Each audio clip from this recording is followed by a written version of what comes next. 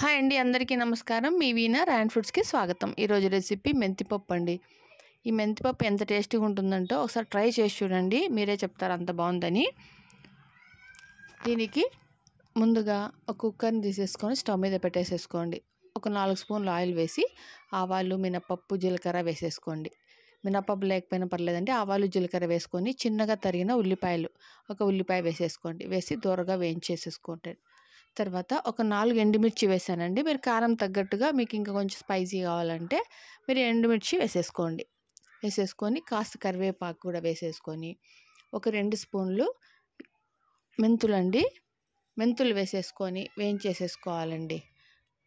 ఇవన్నీ మీడియం ఫ్లేమ్లో వేసుకొని తిప్పుకుంటూ ఉండాలి, లేదంటే మాడిపోతాయి కదండి. తర్వాత కందిపప్పు 1 కప్పు వేసానండి. నేను ఎంత వేసానంటే ఒక టీ ఎంత తాగుతామో అండి, అదా గ్లాసెస్ ఉంటాయి కదా, దాని సైజుతో 1 కప్పు కందిపప్పు వేసేసి బాగా తిప్పుతూ ఉండాలండి. గోల్డ్ కలర్ వచ్చేదాకా వేయించేసేసుకోవాలి. అలా తిప్పుతూ అవి కొంచెం వేయించుకున్న తర్వాత నేను 1 కప్పుకు ఒక 5 కప్పులు వాటర్ వేసేసాను. ఇప్పుడు వేయించాం కాబట్టి కొంచెం ఒక మన మామూలు నార్మల్ పప్పు కంటే ఇంకొక 2 విజిల్ ఎక్కువ వేయించాలండి. తర్వాత పసుపు, ఉప్పు వేసి ఒక 3 టమాటాలు వేసాను, కట్ చేసి వేసేసేయండి. ఒక 2 రెబ్బలు చింతపండు వేసానండి. వేసేసి మూత పెట్టేసి మనం నార్మల్ పప్పు చేసుకునే దానికన్నా ఒక 2 విజిల్స్ ఎక్కువ ఇస్తే పప్పు తొందరగా ఉడికిపోతుంది, మెత్తగా కూడా అవుతుందండి. లేదంటే అట్లా పలుకులుగా ఉంటుంది.